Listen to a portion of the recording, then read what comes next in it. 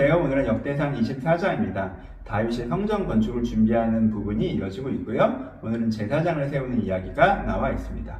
본문에 들어가기 전에 전체적인 이야기를 잠깐 해볼까요? 23장부터 29장까지 단락이 주는 메시지가 있거든요. 이 부분들을 각 장 설명 전에 조금씩 살펴보도록 하겠습니다. 오늘은 이 부분에서 이야기해주는 다윗을 살펴보려고 합니다. 우리가 이제까지 알던 다윗은 사무엘서가 보여주는 다윗이죠. 그 관점을 보여주면 다윗이 열왕들에게 승리할 때가 전성기다가 밧세바 사건으로 조금 꺾인 느낌이 있어요. 그래서 다윗 인생의 그래프를 그려보면 약간 이렇게 올라갔다가 이렇게 내려오는 느낌. 처음에 목동일 때 어려웠고 하지만 골리앗을 물리쳐서 이렇게 됐다가 광야의 생활을 하고 또 유다의 왕이 되고 이스라엘 왕이 되고 열왕들을 물리치고 근데 밧세바 사건 때문에 꺾이고 압살롬의 반란 때문에 좀 더 꺾이고 노년에는 조금 더 초라한 삶을 살아간. 그래서 다윗의 인생 그래프를 이렇게 생각하게 되는 부분들이 있습니다. 그런데 역대기를 보면 그렇지 않다는 걸 알 수가 있죠. 역대기에서 보여주는 다윗은 언제의 다윗이죠? 솔로몬을 왕으로 세운 이후에, 그러니까 가장 노년기의 다윗을 보여줘요. 이때의 다윗이 어떤 모습입니까? 너무나 아름다운 모습이죠. 다윗이 은혜 가운데 머물러 있는 것을 그의 설교를 통해서 알 수 있어요. 그렇죠? 그리고 그가 다윗이 하고 있는 하나님의 일이 지금 그가 하나님의 나라를 세우는데 얼마나 열정적인지 우리가 이 부분을 통해서 알 수 있고요. 그리고 이 열정적인 다윗의 헌신이 어떠한 아름다운 결과를 만들어냈는지도 우리가 이 본문들을 통해서 보게 되죠. 그러니까 이 가장 노년기의 다윗의 전성기라는 것을 역대상은 우리 가운데 알려줍니다.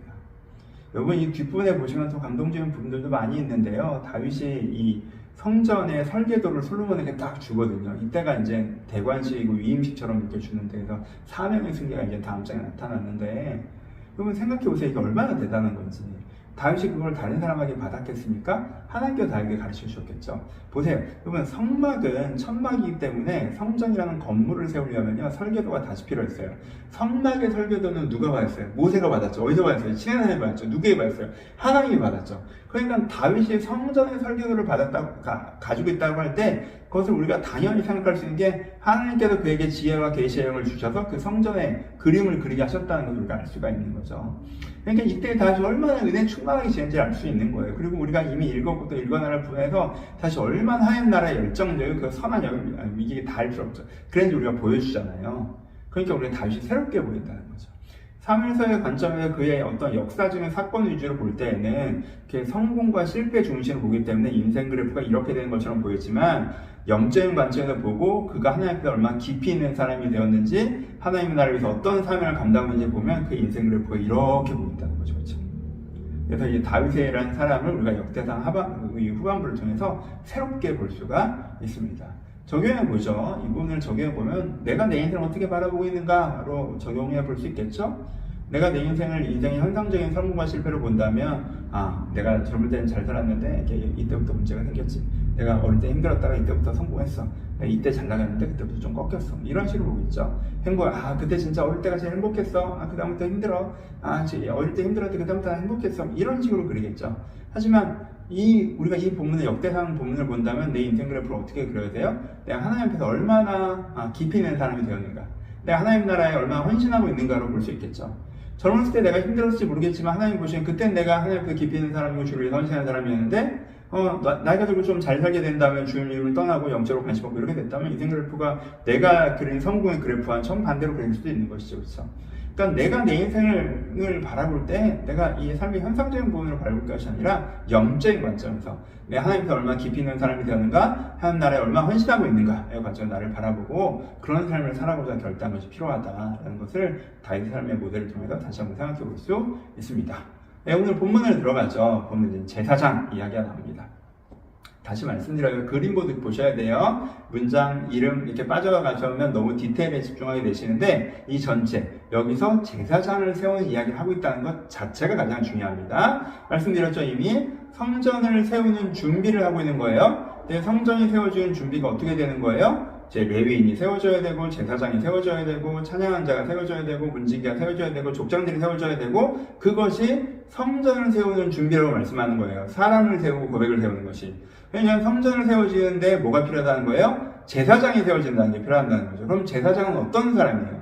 어떤 소명을 받고 헌신하는 사람들이 있어야 합니까? 제사장의 소명은 세 가지입니다. 첫 번째 뭐예요? 하나님을 나타내는 거죠. 여러분 제사 드리고 오는 사람들에게 제사장은 하나님 대신이잖아요. 그렇죠? 그들 가운데 하나님의 하나님 되심을 드러내는 게 제사장의 첫 번째 소명이에요. 제사장의 두 번째 소명은 무엇입니까? 복음을 전하는 거죠. 여러분 사람들이 제사를 드리러 왔을 때 제사장을 만나러 오는 게 아니라 제사를 드리려는 거죠. 제사장은 주연이 아니라 조연이에요. 조연으로서 그 제사를 진매하고 이 사람이 제사에 집중하게 하는 거죠. 번제단을 바라보게 하는 거예요. 번제단을 바라보게 한다는 게 무엇입니까? 속죄, 속번제, 화목제, 번제, 소제, 그 안에 담겨있는 구원의 메시지, 복음을 그들 가운데 전하는 것이 제사장의 두 번째 소명이죠. 제사장의 세 번째 소명은 무엇입니까? 중보하는 것이죠. 사람들은 제사를 드리고 돌아가요. 그러면은 제사장이 그 사람 대신에 성소와 지성소로 돌아갑니다. 그래서 하나님 이 사람의 고백을 받으시고 이들의 죄를 사하시며 구원하소서라고 고백하는 거예요. 그렇죠? 그러니까 제사장이 그들을 위해서 중보하는 것이 제사장의 세 번째 역할이죠. 그렇죠? 그래서 제사장의 세 번째 사명은 중보의 사명이에요. 하나님 나라가 세워지는데 성전이 세워지는 게 이러한 제사장, 이러한 소명에 헌신하는 사람이 필요하다라고 하는 것이 이 본문이 얘기하는 바이고 다윗이 제사장을 세운 이유입니다. 적용해 보죠. 이 본문을 여러분들 깊이 적용하셔야 되죠. 그렇죠? 우리가 소명에 대한 얘기를 하면 나의 소명은 뭐지? 이런 얘기들을 많이 하시죠. 제 소명은 뭘까요? 이걸 찾아보시는 게 필요합니다. 그렇죠?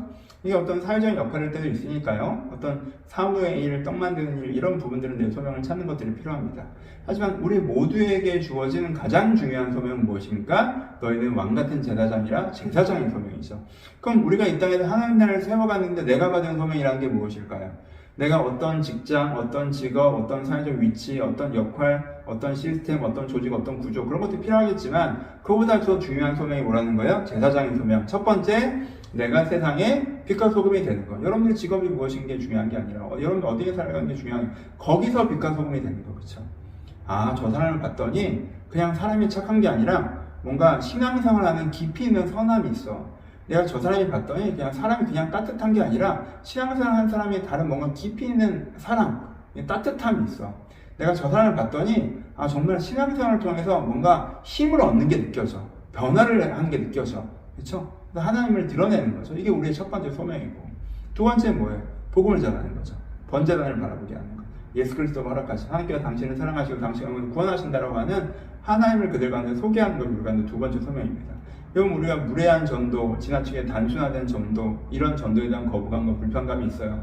하지만 그것은 전도 자체에 대한 불편과 거부감이 되어서 안 됐죠. 우리가 하나님의 나라를 전하는 것, 하나님의 복음을 전하는 것이 우리가 하나님의 나라를 세워가는 가장 중요한 소명이라는 거죠. 제사장의 소명이 중요하고 그 중에 제사장의 소명의 핵심은 복음을 전하는 소명이니까. 그렇죠? 그리고 세 번째는 뭐예요? 중보의 소명. 저 사람들이 하나님을 바라볼 수 있도록 내가 그들의 삶과 생명을 주님 앞에 가져가 중보하는 것. 이것이 우리의 소명이라는 거. 우리가 이런 제사장의 소명을 감당해야 된다는 거. 왕같은 제사장으로서 이것이 하나님 나라를 세워가는 그리스도인들의 가장 중요한 기본적인 소명이라는 것들을 적용해 보셨으면 좋겠고요. 그게 오늘 장의 핵심이겠죠. 하나 더 살펴본 것은 내용을 자세히 살펴보시면 이 내용에서 강조하는 건 차등이 없음이에요. 이게 제사장 아론의 가문에 두 가문이 있는데 이 두 가문이 인원의 다소는 있지만 동등하다, 차등이 없다, 똑같이 하나님을 하는 것이다. 그래서 제비를 뽑아서 순서대로 하는 것이지 너희 가운데 차등이 없다라고 하는 것이 지금 이 본문에서 제사장을 세우는 이야기와 함께 디테일한 부분은 굉장히 강조되고 있는 부분입니다. 왜 이 얘기를 하는지 아시겠죠? 역사 속으로 시간이 흘러서 혹시나 그들이 인원이 많다고 우리가 주류 가문이고 우리는 비주류 가문이고 이런 식으로 높낮이를 두지는 않는다는 거, 다시 그런 우려에 이것들을 먼저 명확하게 설명하고 있는 것이죠. 이것도 우리 가운데 적용해 볼 수 있겠죠. 우리 가운데도 이런 차등, 이 차등은 세상에서 들어오는 것인데, 그렇죠? 세상적으로 대단한 거에 부름받으면 내가 대단한 하나님의 사람인 양하고, 세상적으로 대단하지 않는 부분에 소명, 부르심을 받으면 내가 뭔가 초라한 것처럼 생각하고, 이건 틀린 거죠. 그렇죠? 하나님 나라의 기준에서. 우리는 똑같아요. 하나님 나라에서 각각의 역할을 하는 것입니다. 내가 이 하나님 나라라는데 이런 일을 하면 내가 좀 더 중요한 사람인 것 같고, 그렇지 않으면 중요하지 않은 사람인 것 같고, 그렇게 내가 그 일로서 내 정체성을 채우려고 하는 것 자체가, 내가 그것을 해내는 것처럼 내 의미를 가지려고 하는 자체가 아직 진짜 깊은 영혼권이 안 됐다는 뜻이에요, 여러분. 그렇죠? 그러니까 우리 가운데 차등이 없다는 거예요. 똑같이 하나님 나라를 사랑하기 때문에 그 나라에 필요한 여러 가지 역할을 각자의 소명에 맞게 하는 것이라는 동등한 인식. 내가 뭐 이 사회적인 구조적으로 누구보다 중요한 사람이 되고 그 일을 하기 때문에 난 가치 있는 사람이다. 이런 생각에 빠지시면 안 된다는 거 또 묵상해 보셨으면 좋겠습니다. 세 가지 부분을 강조했습니다. 다윗의 이야기를 통해서 여러분의 삶을 영적인 관점으로 바라보셨으면 좋겠고, 이 제사장의 소명을 통해서 우리가 하나님 나라를 향해서 위에서 받은 가장 중요한 소명은 제사장의 소명, 그 세 가지라는 것 생각해 하셨으면 좋겠고, 세 번째, 우리 가운데 하나님께 부름받아 쓰임받는 건 차등이 없다라는 것들, 내가 그 역할로 내 의미부여를 하는 것은 내가 아직 새 속에 물들어 있는 것이다라는 부분들도 묵상해 보셨으면 좋겠습니다. 감사합니다.